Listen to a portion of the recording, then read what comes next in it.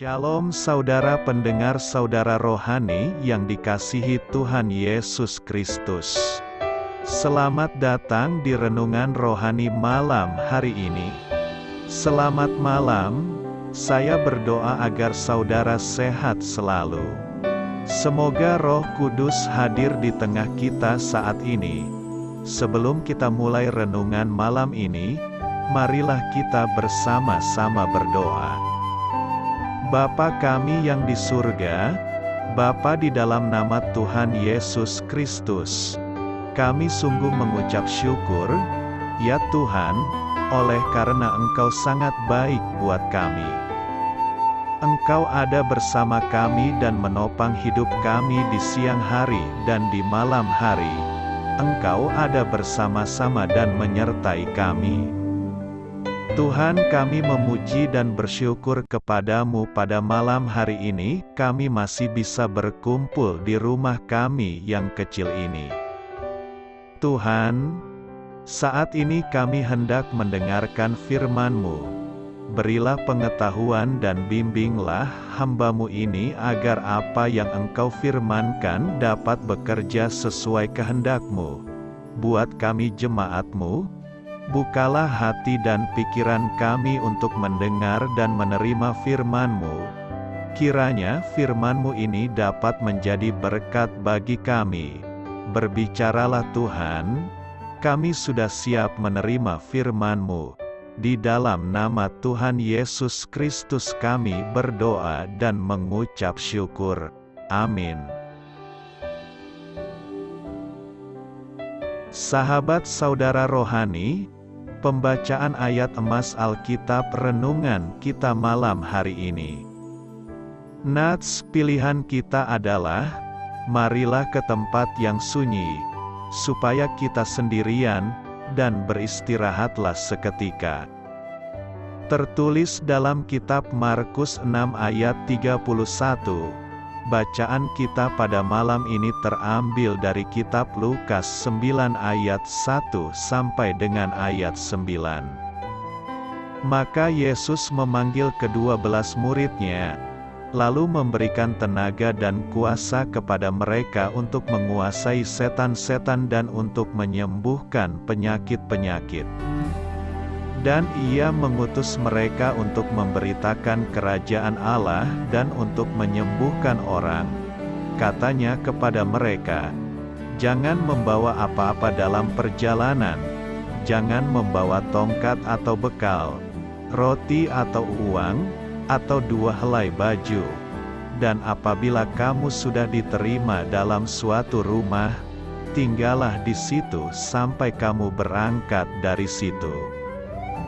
Dan kalau ada orang yang tidak mau menerima kamu, keluarlah dari kota mereka dan kebaskanlah debunya dari kakimu sebagai peringatan terhadap mereka. Lalu pergilah mereka dan mereka mengelilingi segala desa sambil memberitakan Injil dan menyembuhkan orang sakit di segala tempat. Herodes, raja wilayah, mendengar segala yang terjadi itu dan ia pun merasa cemas, sebab ada orang yang mengatakan bahwa Yohanes telah bangkit dari antara orang mati. Ada lagi yang mengatakan bahwa Elia telah muncul kembali, dan ada pula yang mengatakan bahwa seorang dari nabi-nabi dahulu telah bangkit.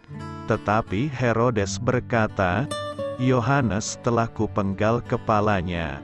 Siapa gerangan dia ini, yang kabarnya melakukan hal-hal demikian? Lalu ia berusaha supaya dapat bertemu dengan Yesus. Lukas 9 ayat 1 sampai dengan ayat 9. Topik dari ayat emas renungan kita adalah, jika orang Kristiani tidak berhenti dan beristirahat, mungkin mereka sebenarnya telah hancur. Mari kita mulai renungan malam kita. Judul renungan kita hari ini adalah, marilah beristirahat. Kisah inspiratif, menurut kisah yang diceritakan turun-temurun. ketika Rasul Yohanes menjadi mandor di Efesus, ia memiliki hobi menerbangkan merpati. Alkisah, seorang penatua melewati rumahnya ketika ia pulang dari berburu dan melihat Yohanes sedang bermain dengan salah satu burung merpatinya. Dengan lembut penatua ini menegurnya karena ia menghabiskan waktu untuk hal yang sia-sia. Kemudian Yohanes melihat busur pemburu itu dan mengatakan bahwa talinya kendur. "Ya," jawab penatua itu, "saya selalu mengendurkan tali busur saya ketika tidak digunakan. Jika tetap dibiarkan kencang, tali ini akan kehilangan daya pegasnya dan bisa menggagalkan perburuan saya." Yohanes menjawab, "Saya pun sekarang sedang mengendurkan busur pikiran saya supaya saya bisa lebih baik meluncurkan panah kebenaran ilahi."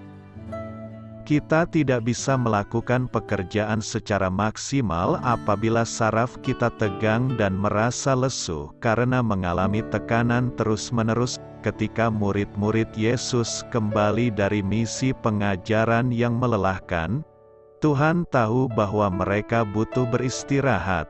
Maka Dia mengajak mereka bersamanya mencari tempat yang tenang di mana mereka bisa segar kembali. Markus 6 ayat 31. Hobi, liburan, dan rekreasi yang sehat adalah hal yang sangat vital untuk hidup kudus yang seimbang. Kita akan kehilangan efektivitas apabila terus-menerus mengusahakan disiplin ketat sehingga kita selalu tegang. Jika kita tampaknya tidak bisa santai, Yesus mungkin mengundang kita untuk beristirahat ke tempat yang sunyi, dan beristirahat. Amin. Marilah kita renungkan di dalam hati kita. Yesus memanggil ke-12 murid-Nya, lalu memberikan tenaga dan kuasa kepada mereka untuk menguasai setan-setan dan untuk menyembuhkan penyakit-penyakit. Ia mengutus mereka untuk memberitakan kerajaan Allah dan untuk menyembuhkan orang-orang sakit. Katanya kepada mereka, "Jangan membawa apa-apa dalam perjalanan, jangan membawa tongkat atau kantong perbekalan, roti atau uang, atau 2 helai baju. Apabila kamu masuk ke dalam suatu rumah, tinggallah di situ sampai kamu berangkat dari situ.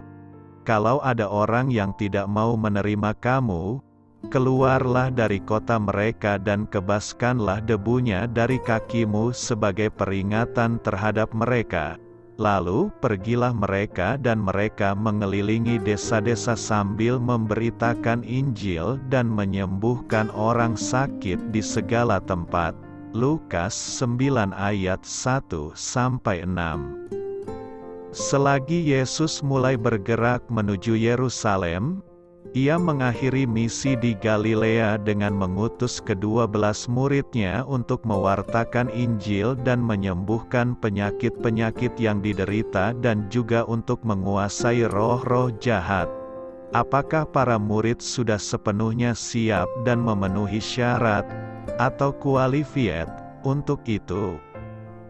Menarik bagi kita untuk mencatat bahwa bahkan dalam cerita pengutusan para murid ini, Yesus tetap berada di pusat.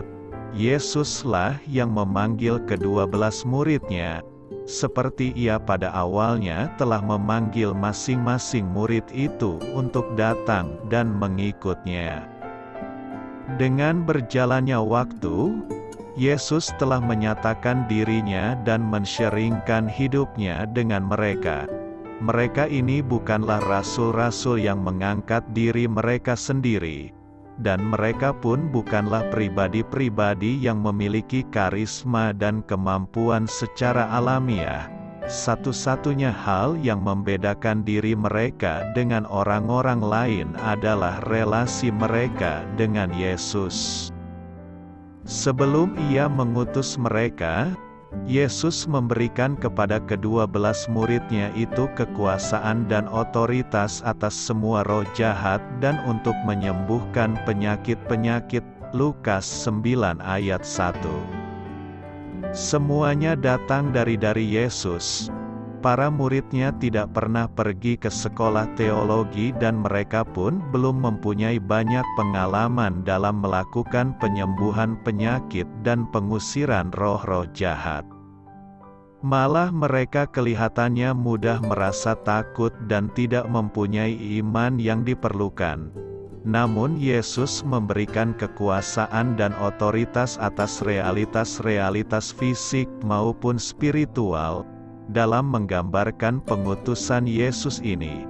Lukas menggunakan kata Yunani apostello bagi para rasul itu, yang berarti seorang yang diutus oleh orang lain.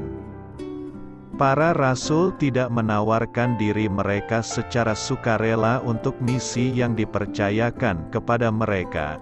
Inisiatif ada pada Yesus.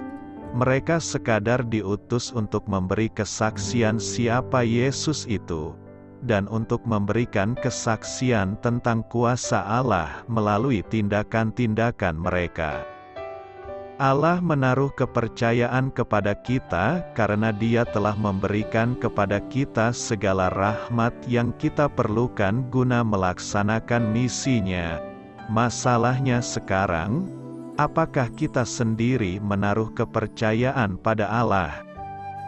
Maka kalau ada seseorang memberitahukan Anda tentang sakit penyakit yang dideritanya, berdoalah dalam iman agar orang itu disembuhkan. Bukan Anda yang menyembuhkan, melainkan Allah sendiri.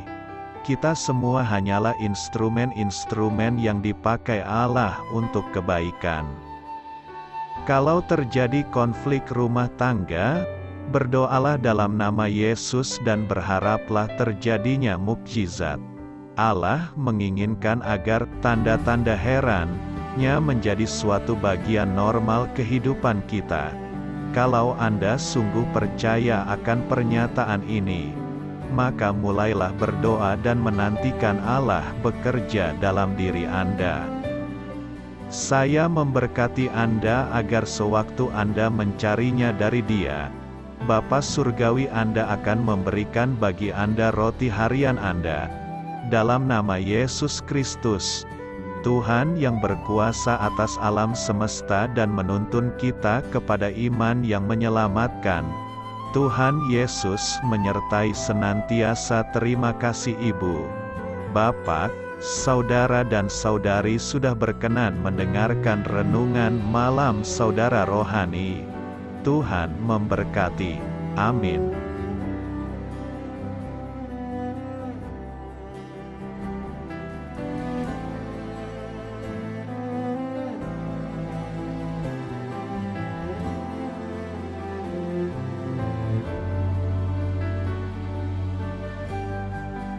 Marilah kita renungkan, sahabat saudara rohani, demikianlah renungan firman Tuhan malam hari ini. Semoga menjadi berkat di dalam hidup kita dan menjadikan kita pribadi yang lebih baik. Sebelum kita beristirahat pada malam hari ini, marilah kita berdoa. Bapa kami yang di surga, Bapa di dalam nama Tuhan Yesus Kristus, kami sungguh mengucap syukur, ya Tuhan, oleh karena Engkau sangat baik buat kami. Engkau ada bersama kami dan menopang hidup kami di siang hari dan di malam hari. Engkau ada bersama-sama dan menyertai kami, ya Tuhan Yesus. Kami mengucap syukur untuk firman-Mu, ya Tuhan, yang memberikan kami kekuatan dan menyadarkan kami bahwa kami tidak perlu takut dengan gelap dan malam. Sebab Tuhan, Engkau ada bersama kami. Engkau melindungi kami dan menjadi perisai bagi kami hamba-Mu berdoa saat ini. Tuhan, untuk setiap pendengar renungan ini yang mengalami ketakutan, kecemasan, kegelisahan, pada situasi gelap dan malam hari di dalam nama Tuhan Yesus Kristus. Kuasa Tuhan melepaskan mereka dari segala ikatan roh-roh ketakutan yang mengikat mereka saat ini.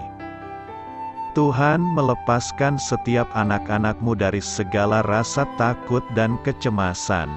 Di dalam nama Tuhan Yesus segala kuasa-kuasa roh jahat, kuasa setan iblis yang mengganggu anak-anak-Mu, ya Tuhan, tolong hancurkan dan halaukan dengan kuasa-Mu. Dalam nama Tuhan Yesus Kristus, berkati setiap kami anak-anak-Mu, ya Tuhan, dan lindungilah kami aman di dalam Engkau. Ya Tuhan, penuhilah setiap hati kami dengan keberanian, damai sejahtera, dan sukacita serta ketenangan yang dari Tuhan. Berkati kami di malam hari ini, saat kami tidur dan beristirahat. Kuasa-Mu, ya Tuhan, menaungi setiap kami, memberkati dan melindungi kami. Bangunkanlah kami kembali besok pagi dengan kekuatan yang baru. Tubuh yang sehat diberkati Tuhan, dan berkat-berkat yang baru Tuhan sediakan bagi kami.